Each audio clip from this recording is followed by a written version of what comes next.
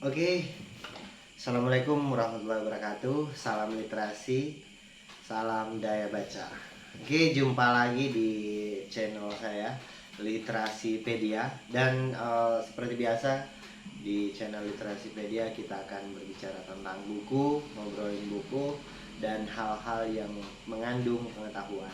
Oke, jadi malam ini saya sudah memilih satu buku yang menurut saya uh, penting untuk kita bahas atau bincang untuk mencapai masa depan yang tentunya lebih panjang dan lebih jauh.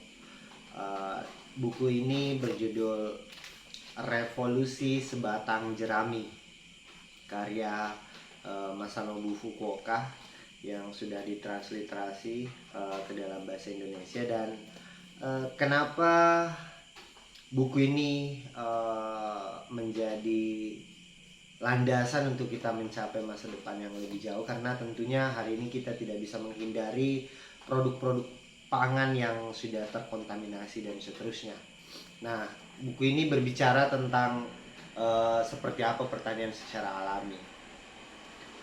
Dan buku ini menarik ketika saya melakukan sebuah riset tentang studi pembangunan pedesaan di satu desa.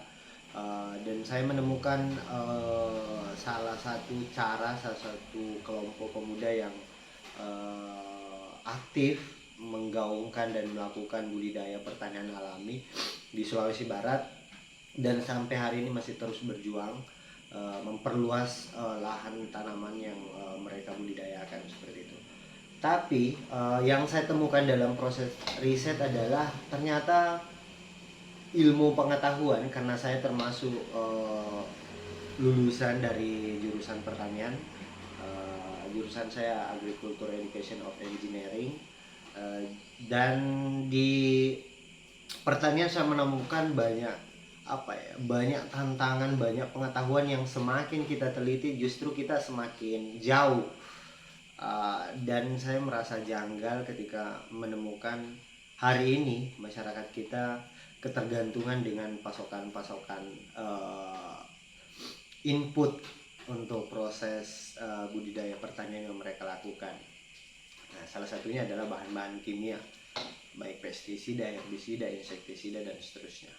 Nah, di buku ini, sebelum saya membaca dan mendapatkan bukunya, ini saya dapat dari teman. Saya mendapat referensi, kemudian saya cari dan saya dihadiahi oleh salah satu teman. Di buku Revolusi Sebatang Jerami ini sebenarnya kalau kita meriset atau melihat kembali sejarah orang-orang tua kita dulu, ternyata proses pertanian alami itu lahir dari lingkungan dan kearifan lokal kita dulu gitu. Orang-orang tua kita dulu itu bertani dengan cara tanpa teknologi, tanpa bahan-bahan kimia seperti itu. Sehingga ada yang mengatakan bahwa umur orang-orang tua kita dulu itu panjang-panjang. Apakah karena makanan mereka tidak terkontaminasi atau seperti apa? Tentu pengetahuan berusaha menjangkau semua itu. Mungkin itu kendalanya, karena kita mengandalkan pengetahuan untuk mengalahkan alam semesta ini seperti itu. Nah, contoh kecil yang saya ingin angkat dalam pertanian alami, mungkin hampir semua rumah tangga mengalami ini gitu. Biasanya kalau rumah tangga itu punya sisa-sisa buangan dapur yang kita buang ke belakang rumah, itu tumbuhan atau biji-bijian yang ikut di sisa dapur itu biasanya tumbuh, dan tumbuh subur tanpa kita melakukan pengolahan sama sekali, tanpa kita pupuk dan seterusnya. Itu tumbuh, justru hasilnya lebih maksimal ketimbang kita melakukan budidaya dengan pengolahan tanah dan seterusnya. Itu salah satu contoh pertanian alami yang bisa kita praktikkan di semua rumah tangga hari ini gitu. Atau selain sisa buangan dapur itu, di daerah kita khususnya di Mamuju Tengah, saya masih ingat dulu orang tua kalau habis mengkonsumsi biji-bijian biasanya buang air besarnya itu di satu tempat, bahwa hasil buang air besar mereka nanti akan tumbuh menjadi buah-buahan. Jadi kalau dia makannya buah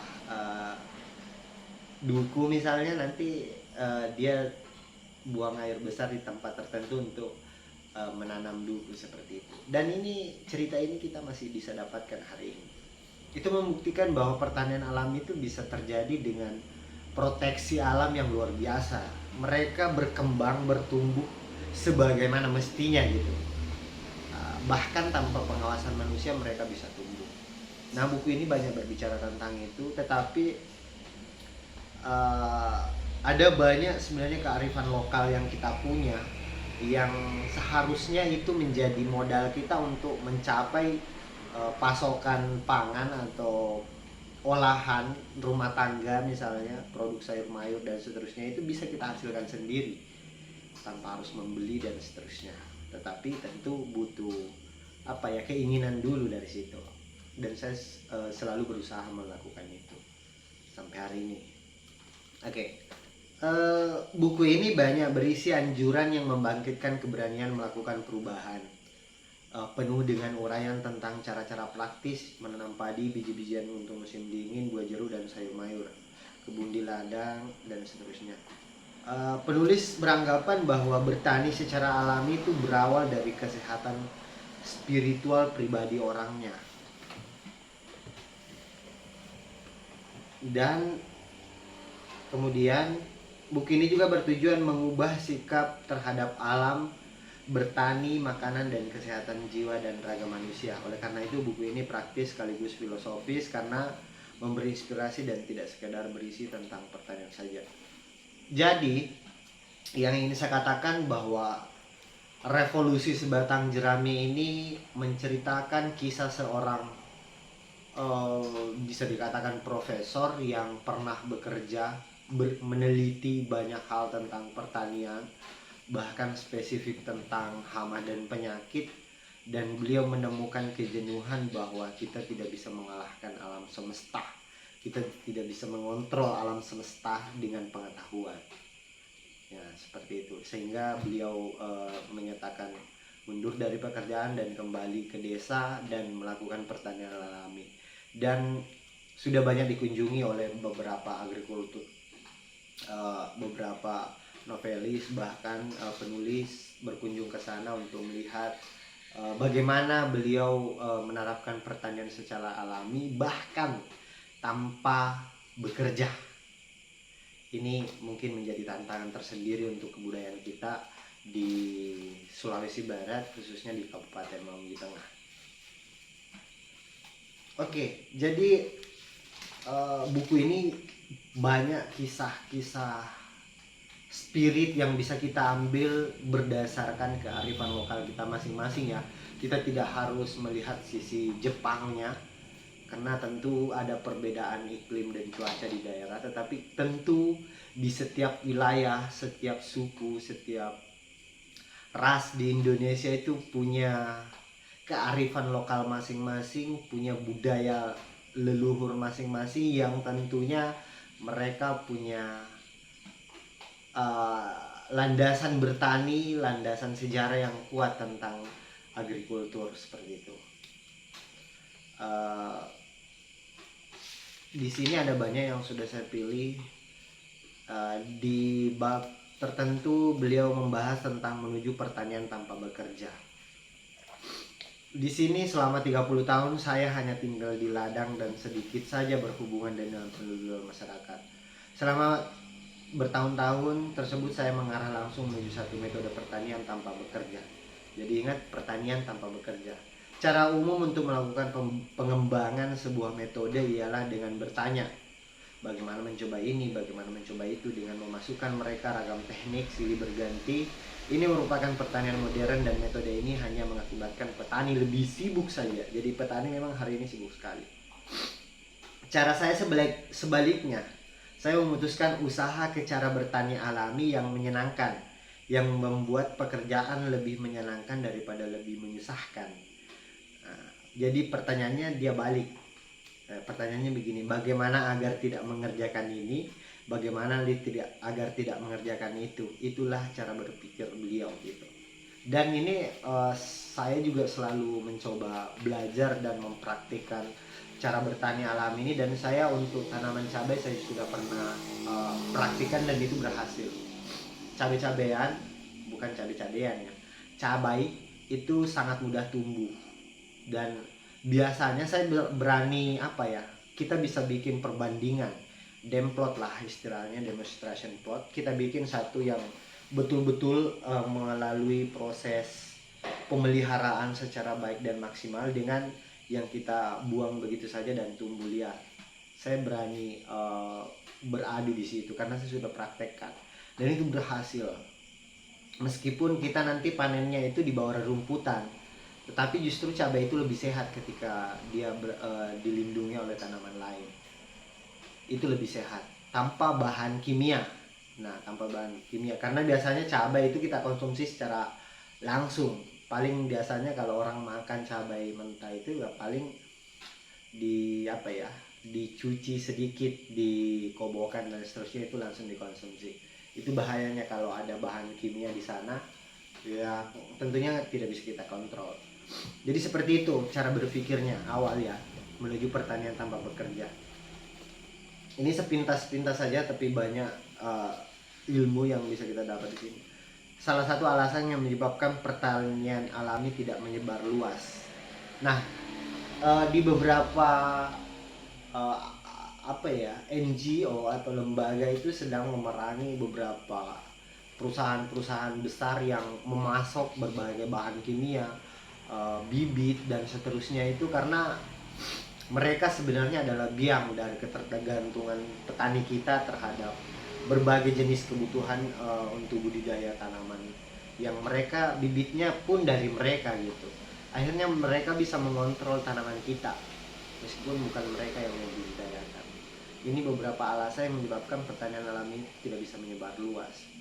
Meskipun kalau kita baca sejarah pasti kita kembali bahwa orang tua kita dulu itu, nenek moyang kita tidak melakukan itu gitu.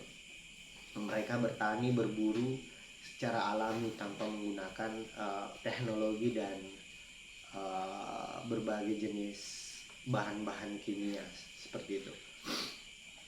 Kemudian di sini ada juga tentang 4 asas bertani alami. Nah, ini poin pentingnya, sebenarnya ada 4 asasnya kalau kita mau mulai bertani alami.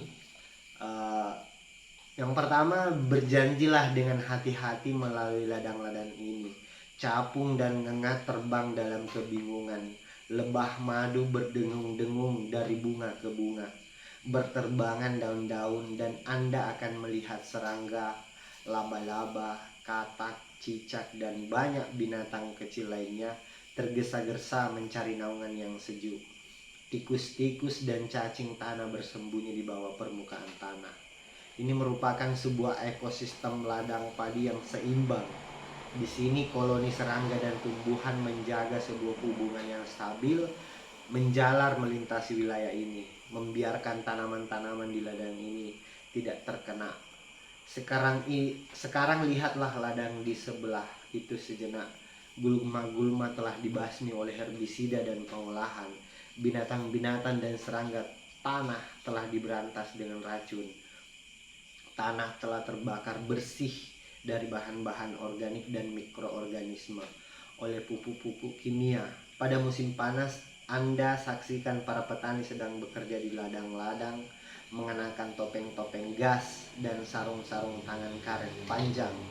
Ladang-ladang padi ini yang telah dipergunakan terus-menerus untuk bertani selama lebih dari 1500 tahun, sekarang telah rusak oleh praktik-praktik pertanian yang eksploitatif dari satu generasi saja. Ada 4 asasnya, tapi mungkin kita akan lanjut di video berikutnya. Tentu saya butuh komentarnya teman-teman, masukannya seperti apa kita bahas buku ini, karena menurut saya hari ini kita bisa praktekkan yang hal-hal sederhananya dulu dari rumah masing-masing. Kita bercocok tanam secara alami di rumah masing-masing untuk memenuhi kebutuhan sayur kita, karena hari ini harga sayur-sayur juga sudah mulai melambung tinggi. Tentu karena waktu yang kita gunakan juga hanya sangat sedikit, dan saya punya bibit-bibit, kalau ada yang mau bisa chat saya juga. Tentunya mari sama-sama kita berjuang mempersiapkan pertanian alami yang betul-betul membebaskan kita dari makanan-makanan yang terkontaminasi dari bahan-bahan kimia. Oke, sampai jumpa di video berikutnya dan mohon komentar saran untuk video berikutnya. Terima kasih, salam literasi, salam daya baca. Assalamualaikum warahmatullahi wabarakatuh.